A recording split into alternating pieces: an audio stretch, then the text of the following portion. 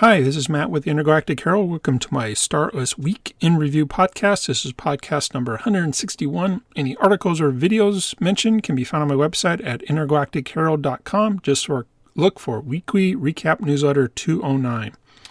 So just a quick summary of things that happened this past week in Star Atlas. There was an Atlas Brew where they talked about Holosim and the C4. There was a Lore Keepers, and then there was a comment in the Foundation Room about staffing that I wanted to talk about. But before I get to that, just a quick reminder of some things I'm working on in Star Atlas. First, of course, is my website, intergalacticherald.com. It's a great Star Atlas resource website. You can find guides, directories, recaps, and a Discord announcement newsfeed. You can also check out my Star Atlas merch store at intergalacticgear.com. Admittedly, not a lot of selection. Got some mugs, but it is there, and you can check that out. Also have a merch survey. And love to get together with other Star Atlas gamers who aren't going to be joining guilds. So putting together my own little community called Intergalactic Coalition, which you can check out at intergalacticcoalition.com. Do have an interest survey there. Once I get enough interest, it's a community I'll start for me. So do check all those out. Now, as far as what happened this past week in Star Atlas, like I said, there was the regular Atlas Brew, and this one predominantly went over Holosim. Got to remember names. Don't know. Xcode? Yeah. John? Yeah. I don't know. Terrible with people's names in Star Atlas. It's this whole idea of gamer tags. Sorry. Anyways, he gave some initial stats of kind of how they use their analytics, so kind of different in-game actions that were occurring.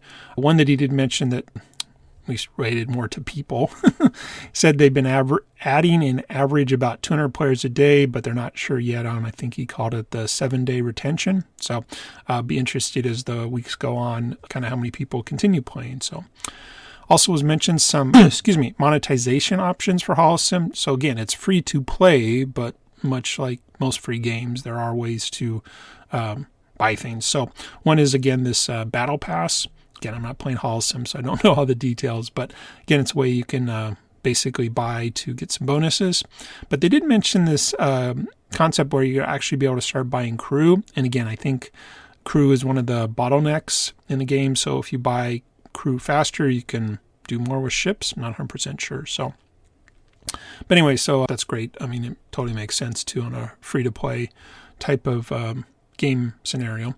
It was also mentioned that this chapter, I think again, chapter 2, they're looking at doing it for about 2 months. So I don't know if that means we're already a week. I think we're a week in, maybe 2 weeks in, weekend. Anyways, so yeah, so that was it. So lots of details. Again, just I'm not playing it. So again, kind of was multitasking, reading the Star Atlas Discord at the same time. So, but if you want to listen to the entire one, again, do want to mention that Star Atlas TV on YouTube does do the full recordings. And again, if you're on this podcast feed, you already probably received my AI summary of the Atlas Brew that occurred a couple days ago, so you can check that out. So, and then near the end, they did mention some quick updates or small volume of updates on the C4 PTR test version.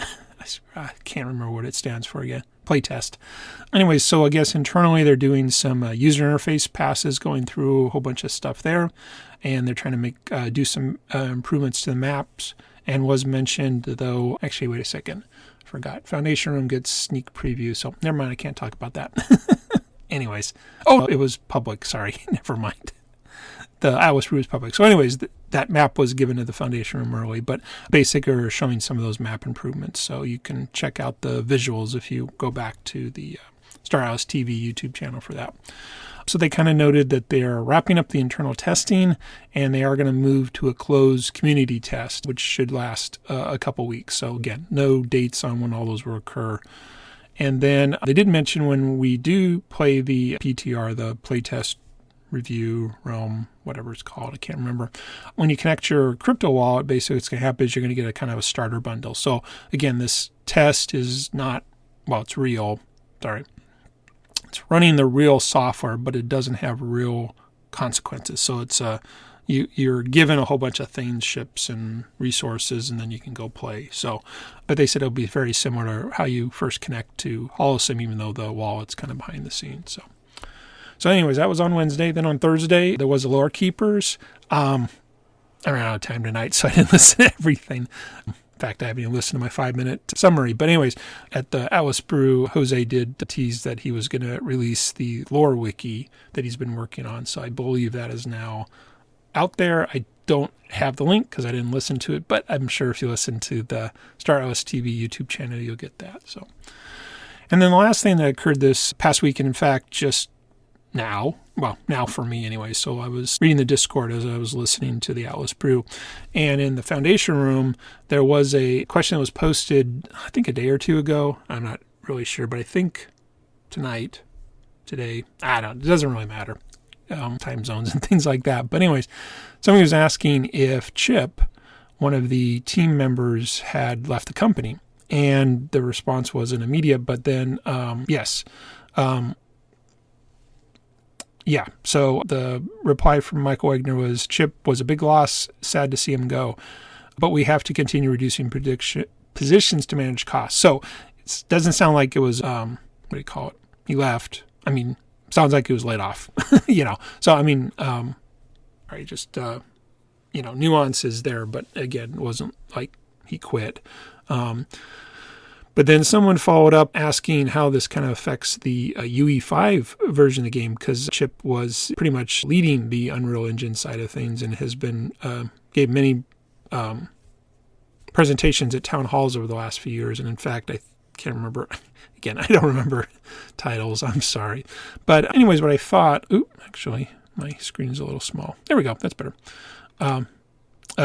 Michael Wagner did reply back to that, and so I thought I would read that in its entirety, because again, it does talk to the state of the UE5 version of the game going forward. So actually, I'll read the question. So correct me if I'm wrong here, but I was under the impression that Chip Do was the lead on the Unreal Engine side of things. Can you confirm this is put on hold to prioritize the browser experience?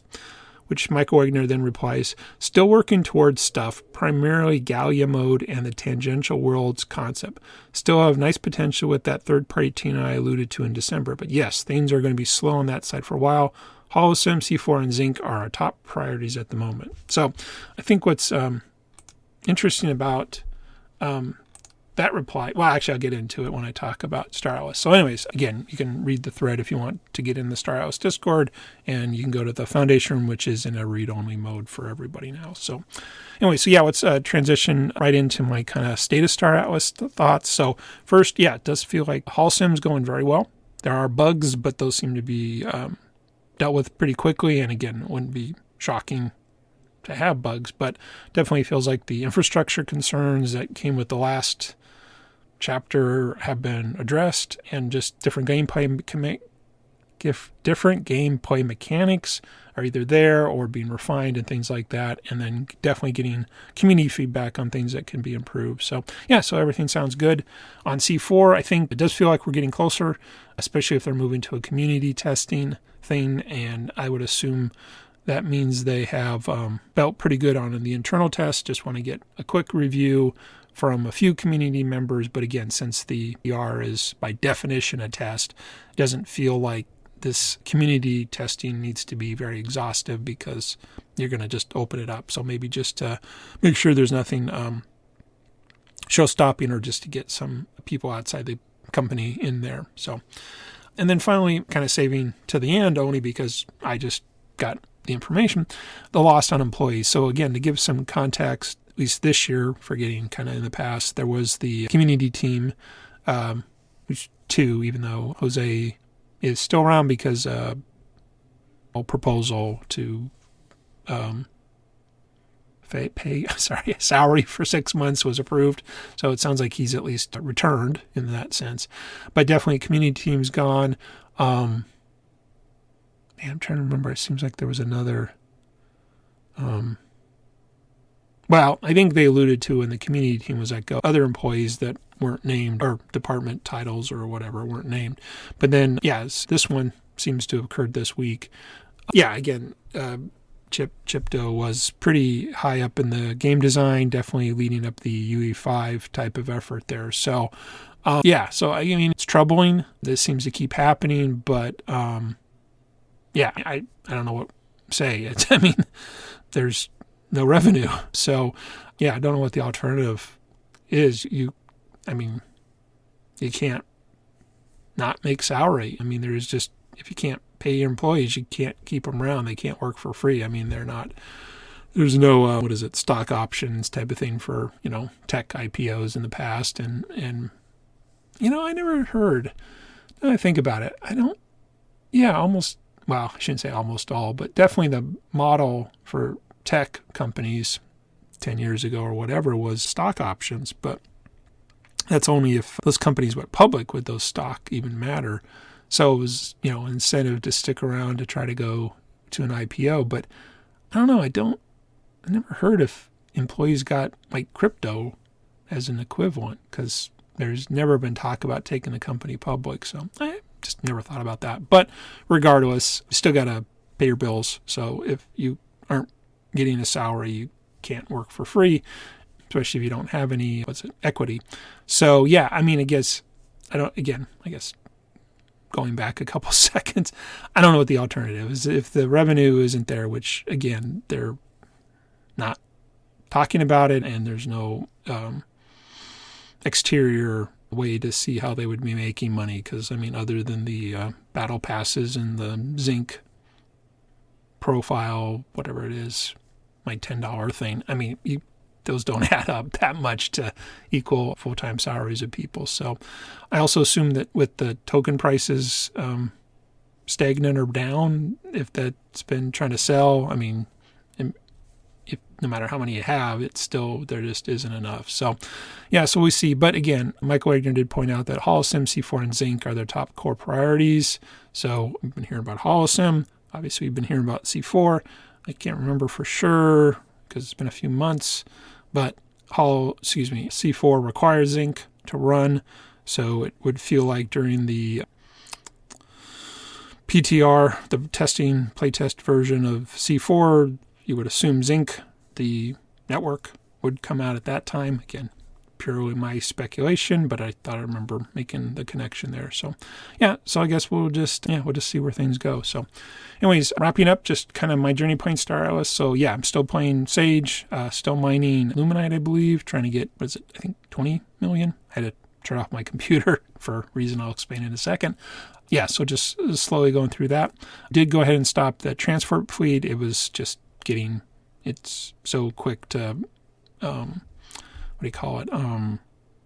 move back all that stuff at mines. I was like, it's just easier just to wait till it fills up to the level I want, and then I can move the miner to the next one. So yeah, anyway, so that's what I've been doing. However, as of today, apparently the Sly assistant stopped working, and I did look in their Discord, and I can't talk about what's on the Star Atlas Discord, but on their Discord they mentioned something about RPC servers or something. So again, kind of over my head, but apparently it's external to the tool and Star Atlas. So hopefully that'll get fixed, but I decided just to turn mine off and close the computer down for the night. So no mining, nothing's going on, but yeah, we'll see. Hopefully that's just one of those, used to say one of those internet things, but I guess we'll just call it one of those crypto things. So anyways, yeah, so that's pretty much all I'm doing there. I'm still doing the Zinc thing, but I guess if I'm not mining, I'm not doing the Zinc thing. So we'll see what happens. So anyway, so yeah, that's pretty much it. That these things that were interesting to me this past week in Star Atlas. So to wrap up, again, totally open if anybody wants to be a guest on the podcast. Reach out my website, intergalactichero.com. While you're there, check out the guides, directories, and recaps. I will be up front. Those are all getting kind of outdated, but hopefully with C4 coming out, do some new tutorials and things like that. You can also sign up for the Discord announcement newsfeed. It's a great way if you don't want to check Star Atlas Discord all the time. You get an email sent to your email box anytime a team member posts in the announcement channels. Also, again, you can check out my merch store at intergalacticgear.com. And again, love to get a community of Star Atlas gamers that aren't joining guilds. Please check out intergalacticcoalition.com. Other than that, this was the week in review of Star Atlas. Matt with the Intergalactic Herald. Have a great week ahead.